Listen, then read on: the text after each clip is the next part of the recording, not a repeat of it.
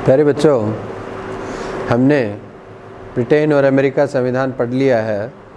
आज हम स्विस संविधान के बारे में चर्चा करेंगे।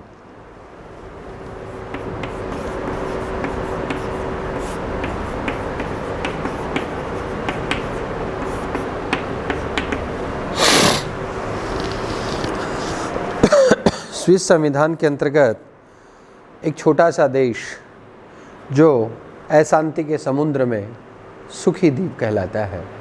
चारों तरफ अशांति है। यूरोप में चाहे हिटलर हो, मुसोलिनी हो, ब्रिटेन हो, सभी राष्ट्रों के द्वारा अपने अपने क्षेत्र को बढ़ाना तथा यूँ कहें कि शक्ति को विस्तारित करने के रूप में अपने राज्य का विस्तार करने की होड़ या लालसा में पुरातन समय से लगे रहे।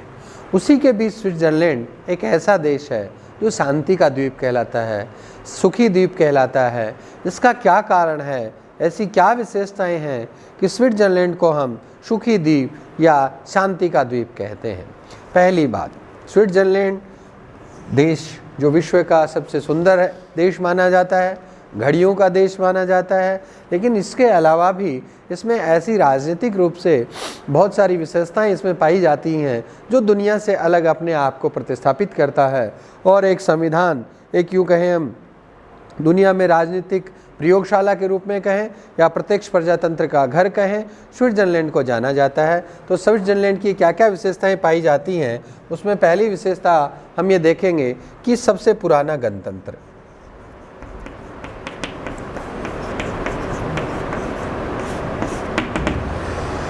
स्विट्जरलैंड में पाई जाने वाली शासन व्यवस्था है वो गणतंत्रात्मक व्यवस्था है और गणतंत्रीय व्यवस्था 1848 में, सर्वप्रथम 1848 में या कहें कि दुनिया का सबसे पुराना गणतंत्र है वो स्विस संविधान में पाया जाता है, स्विट्जरलैंड में पाया जाता है। हम रूस की बात करें या ब्रिटेन की बात करें या अन्य किसी राज्य की, तो वहाँ पे शासन व्यवस्था का संचालन राजतंत्र या राजा के माध्यम से किया जाता है, जो वंशानुगत आधार पर होने वाली शासन व्यवस्था है। लेकिन स्विट्जरलैंड में पाया जाने वाला शासन व्यवस्था है वो चाहे प्रत्यक्ष रूप से हो, चाहे वंशानुगत रूप से कहें, किसी भी रूप में हम उसे जानें, लेकिन गणतंत्रीय व्यवस्था के रूप में जाना जाता है। अर्थात देश का राष्ट्र अध्यक्ष है वो जनता द्वारा निर्वाचित व्यक्ति होता है, जनता द्वारा चयनित व्यक्ति होता है। तो ऐसी स्थिति में गण जनता का तंत्र है, राजा का शासन नहीं है। अर्थात स्विट्जरलैंड के बारे में कहा जाता है कि उनके द्वारा न तो किसी राजनीतिक रूप से या यूँ कहें कि राजा के शासन तंत्र को, राजतंत्र को स्वीकार करते हैं और न ही किसी वंशानुगत आधार पर तैयार किए गए राजा को मानते हैं। तो स्विट्जरलैंड के लोगों को इस तरह की शासन व्यवस्था गलत मानते हैं, शासन व्यवस्था में सामंती व्यवस्था मानते हैं। तो उनके द्वारा जो शासन व्यवस्था संचालित की जाती है वो गणतंत्रीय शासन व्यवस्था को माना जाता है। इसलिए सबसे दुनिया का सबसे विश्व का पुराना गणतंत्र है। दूसरी बात, प्रत्यक्ष प्रजातंत्र।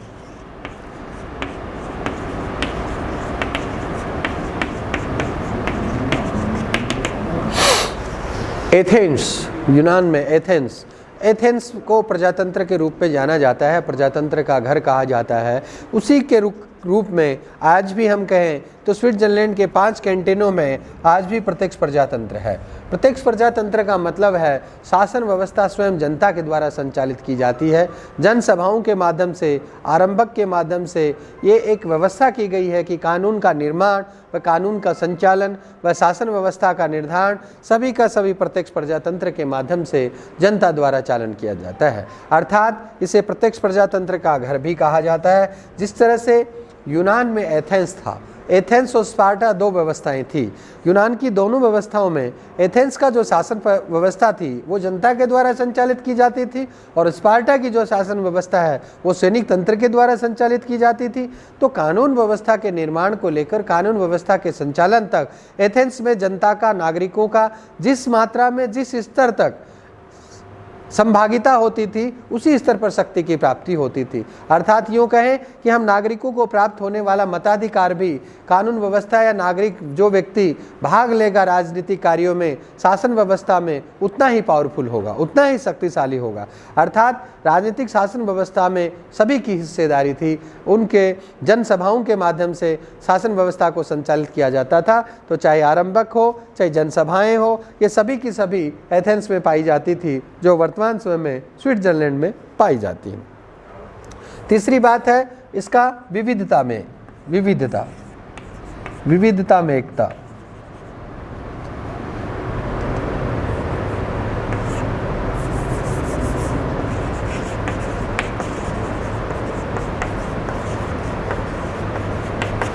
विविधता में एकता का अर्थ है स्विट्जरलैंड की जो शासन व्यवस्था है उसके अंतर्गत विविध रूप से अलग अलग भाषा, अलग अलग धर्म के अनुयायियों के रूप में हम जान सकते हैं। जैसे उदाहरण के तौर पर यदि हम वहाँ की बात करें कि स्विट्जरलैंड में पाए जाने वाले लोग कौन हैं, तो यदि हम कहें तो 74% लोग हैं वो जर्मन व्यक्ति हैं, जर्मन भाषा के जानने वाले हैं, ठीक है ना। उसके बाद 20% लोग कौन हैं, फ्रेंच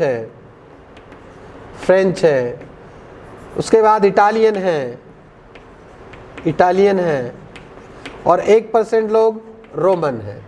तो ये क्या हुआ, एक विविधता वाला देश है, अर्थात जर्मन भाषा, फ्रेंच भाषा या यूँ कहें कि इटालियन और रोमन भाषा वे चारों की विविधता लिए होने वाला देश है। साथ ही उनमें उनको उपयोग करने वाले या उनको जानने वाले जो धर्म के अनुयायी हैं वो भी कैथोलिक और प्रोटेस्टेंट में बटे हुए हैं।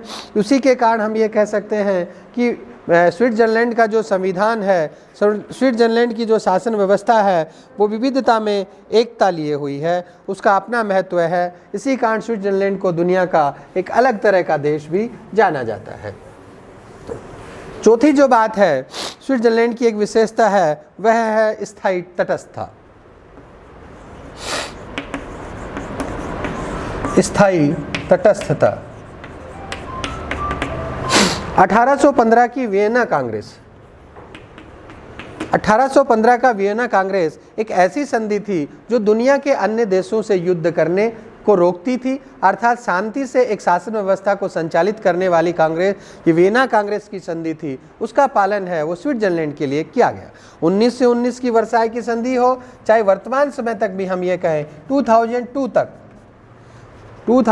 तक संयुक्त राष्ट्र संघ की जो सदस्यता है वो भी स्विट्जरलैंड ने ग्रहण नहीं की थी। क्या कारण था इसका, चाहे हिटलर हो, चाहे मुसोलिनी हो, चाहे इधर मित्र राष्ट्रों में ब्रिटेन हो, किसी भी राष्ट्र के साथ यदि शामिल होना एक राष्ट्र का दूसरे राष्ट्र के साथ युद्ध को न्योता देना है। स्विट्जरलैंड के द्वारा प्रथम विश्व युद्ध, द्वितीय विश्व युद्ध और वर्तमान समय के संयुक्त राष्ट्र संघ की सदस्यता भी 2002 तक इसलिए ग्रहण नहीं की थी कि उनका मानना था कि यदि संयुक्त राष्ट्र संघ की सदस्य राष्ट्रों के ऊपर किसी भी राष्ट्र का आक्रमण किया जाता है तो सभी सदस्य राष्ट्रों को सामूहिक रूप से मिलकर आक्रमणकारी राज्य पे आक्रमण करना होगा। ऐसी स्थिति में स्विट्जरलैंड ने कहा कि मैं युद्ध की नीति को पालन नहीं करता हूं और ऐसे उन्होंने अपने आप को तटस्थ रखा, इस युद्ध की नीति से अपने आप को दूर रखा और यही कारण है कि अशांति के समुद्र में एक सुखी द्वीप के रूप से स्विट्जरलैंड को जाना जाता है कि चारों तरफ जहां हिटलर, मुसोलिनी,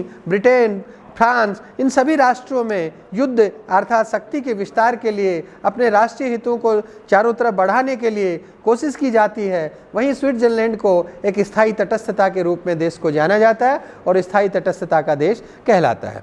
इसके अलावा इसकी एक विशेषता है बहुल कार्यपालिका।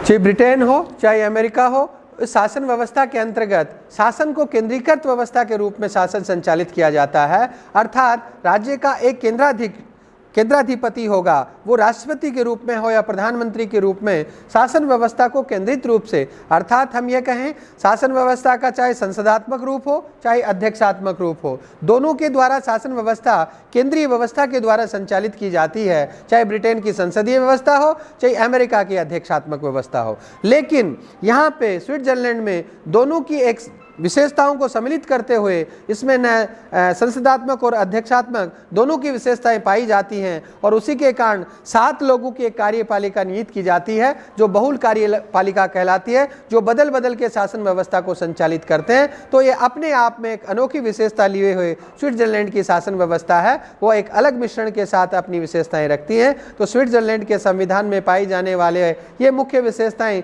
दुनिया के अन्य संविधानों से स्विट्जरलैंड के संविधान को अलग करते हैं। स्विट्जरलैंड में आगे संवैधानिक विकास और उनमें होने वाले जनमत संग्रह आरंभक और उनके बारे में हम अगली कक्षा में अध्ययन करेंगे। Thank you.